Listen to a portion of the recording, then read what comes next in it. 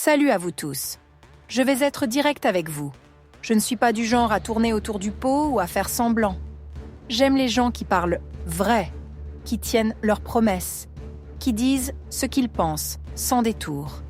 Alors, je vais vous parler de ma vie aujourd'hui, sans cacher quoi que ce soit.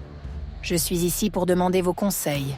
Je veux entendre ce que vous pensez, ce que vous feriez à ma place, parce que je suis dans une confusion qui me pèse lourd.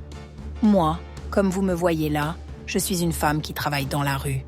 Je fais des passes, mais attention, je fais ça proprement, pas n'importe comment. Je ne suis pas une fille qui se jette sur le premier venu. Je choisis mes clients avec soin, je fais des rencontres clean, des affaires bien faites, avec classe. Quand j'ai quitté la maison de mes parents, une petite maison simple avec des murs en terre et un toit qui fuyait parfois, je suis partie avec une amie à Port-Harcourt. C'était une ville bruyante, pleine de vie, avec des rues remplies de motos et des marchés où les odeurs d'huile de palme flottaient dans l'air. Là-bas, j'ai vu comment elle vivait de ce boulot, comment elle parlait aux hommes avec assurance. Et j'ai décidé de me lancer aussi. Je me suis jointe à elle pour gagner ma vie, pour m'en sortir. Au début, j'ai commencé à faire ce travail proprement. Je ne fais pas n'importe quoi. Je ne prends pas des clients douteux dans des coins sombres. Je fais des passes bien organisées, avec des gens corrects, et je m'assure que tout reste net. Avec le temps, j'ai vu l'argent rentrer, des billets qui s'empilaient dans mon sac, un soulagement après des années de rien. Je me tiens dans la rue, mais pas comme les autres filles qui crient pour attirer l'attention. Moi, j'ai ma méthode. J'ai payé des chambres d'hôtel. Pas des petits hôtels sales avec des matelas usés, mais des endroits décents, avec des ventilateurs qui tournent et des draps propres. J'ai payé 6 mois d'avance pour une chambre dans un hôtel, un lieu tranquille avec une réception bien tenue, et dans un autre, j'ai payé 1 an complet, un bâtiment plus grand, avec des couloirs éclairés et une vue sur la ville. Ce n'est pas une petite somme, hein? J'ai 2 hôtels dans des coins différents, un payé pour 6 mois, l'autre pour 1 an. Là-dedans, je reçois mes clients, des gens bien, pas n'importe qui, des hommes corrects qui viennent avec respect. Même les managers des hôtels ont mon contact. Ils ont ma photo, un portrait où je souris avec une perruque bien coiffée. Ils savent que je suis sérieuse. Ils disent aux clients « Voilà une fille clean, une fille propre, elle fait les choses bien. » Moi, je ne vais pas sur le bord de la route comme les autres. Je n'ai pas besoin de crier ou de me battre pour attirer l'attention. J'ai mes propres contacts, une liste dans mon téléphone qui sonne souvent. Parfois, je m'habille bien, une robe ajustée, des talons qui claquent, une perruque brillante, et je vais dans un restaurant. Je m'assois là, tranquille, avec un verre d'eau ou une assiette de poisson frit devant moi, et je relaxe. Je trouve mes clients là aussi. Ces hommes me regardent, ils viennent me parler, et je fais mon affaire calmement.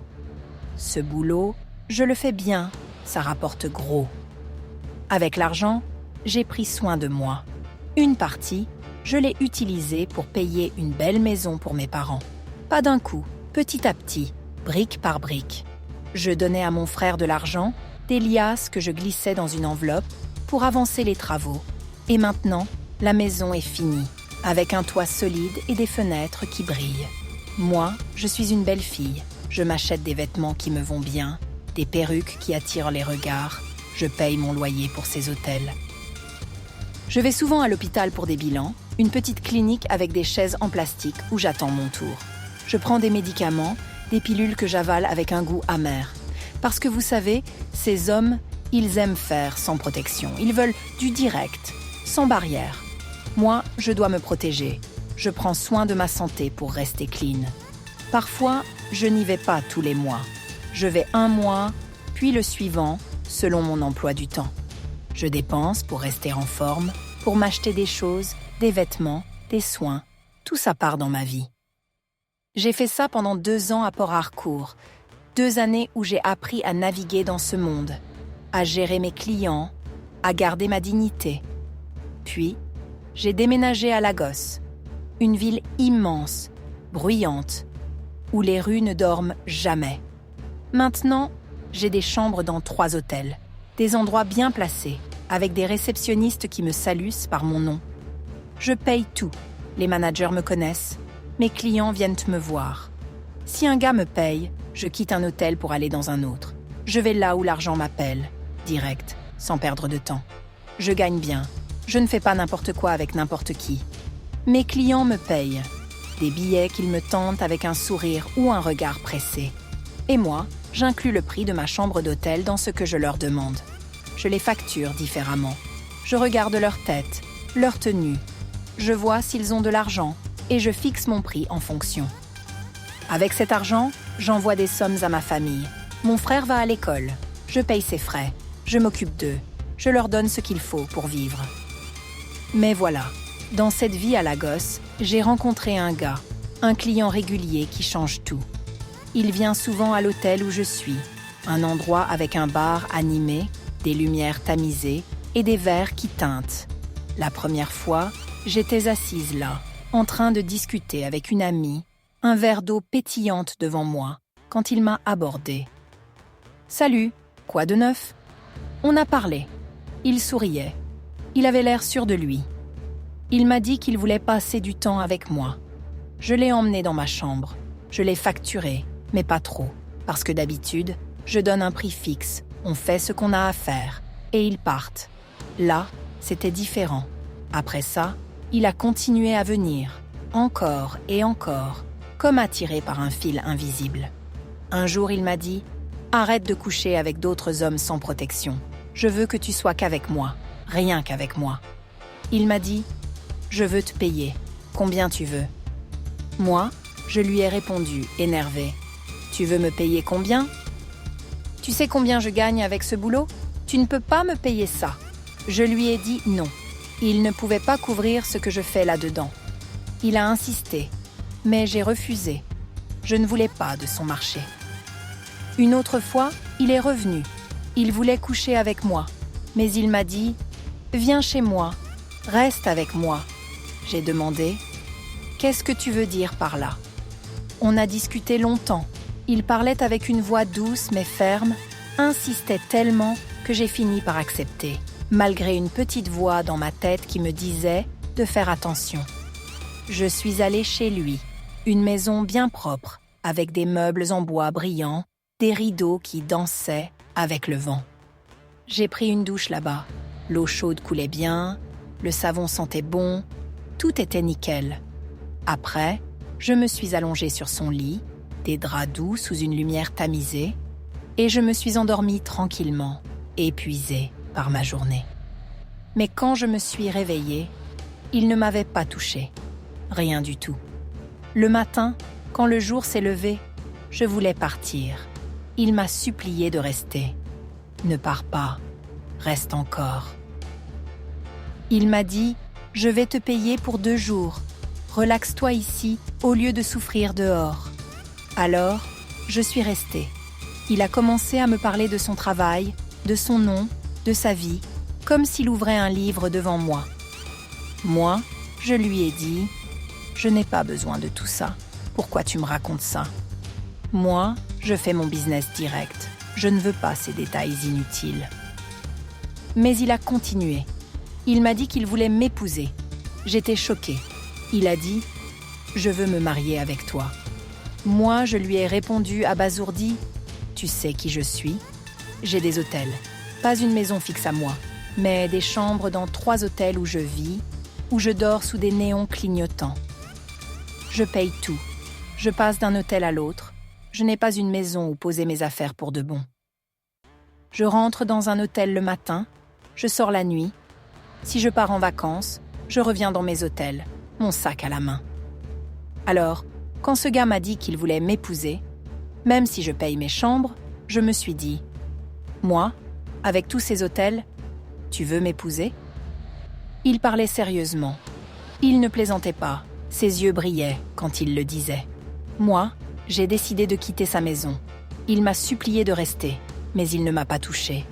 J'ai pris mes affaires, mon sac noir usé, et je suis partie, le cœur battant. Depuis, il a eu mon contact par les managers des hôtels. Ils lui ont donné mon numéro, pensant bien faire. Il n'arrête pas de m'appeler, de me supplier d'arrêter ce boulot. Sa voix résonne dans mon téléphone à toute heure. Il me dit Arrête, je vais te payer pour tout. Moi, je lui ai dit, j'ai fait ça pendant plus de 7 ans. Tu ne peux pas me payer ce que je gagne là-dedans. Il insiste. Il m'a raconté sa vie, ses rêves. Il m'a montré des choses, des photos sur son téléphone, des promesses dans ses mots. Mais moi, je dis non. Je ne comprends pas ce qu'il veut vraiment. Je ne sais pas si c'est dans mon sang, cette vie-là, cette habitude qui me colle à la peau depuis des années. Il appelle tout le temps, il me harcèle presque.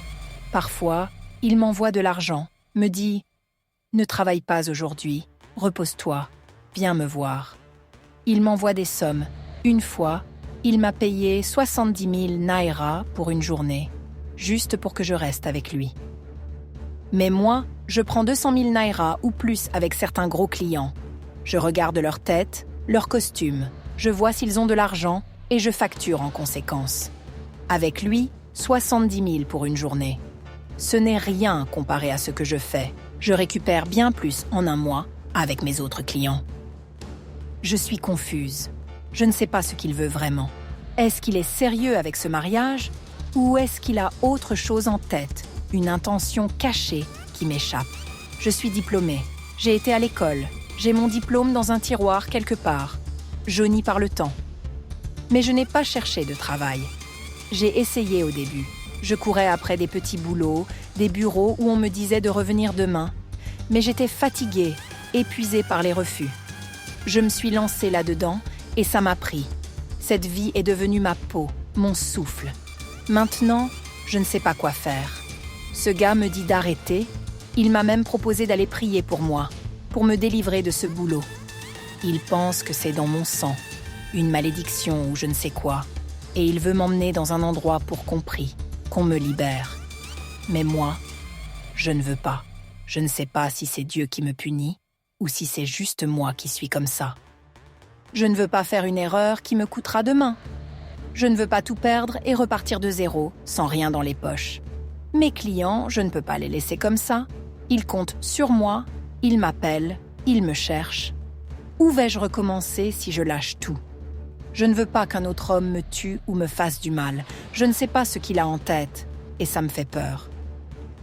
Vous tous, je vous en supplie, j'ai besoin de vos conseils. Je ne sais pas quoi faire avec ce gars. Il me suit partout. S'il ne vient pas un jour, il m'appelle. Il ne laisse pas passer une journée sans me contacter. Il m'envoie de l'argent pour que je ne travaille pas. Des messages qui arrivent avec des sommes, des mots doux. Reste avec moi. Ne vois personne d'autre. Je suis confuse. Est-ce vraiment un mariage qu'il veut ou autre chose qui se cache derrière ces paroles gentilles? Je vous demande de l'aide. Je ne sais pas s'il est sincère ou s'il joue un jeu. J'ai une voiture maintenant, une petite berline qui brille sous le soleil. J'ai payé une maison pour mes parents, j'ai de l'argent en banque, je m'occupe de moi, de ma famille. Je ne fais pas d'autre travail. C'est ça qui coule dans mes veines, qui bat dans mon cœur depuis 7 ans. Aidez-moi à savoir quoi faire. Je suis fatiguée, je ne sais plus où j'en suis.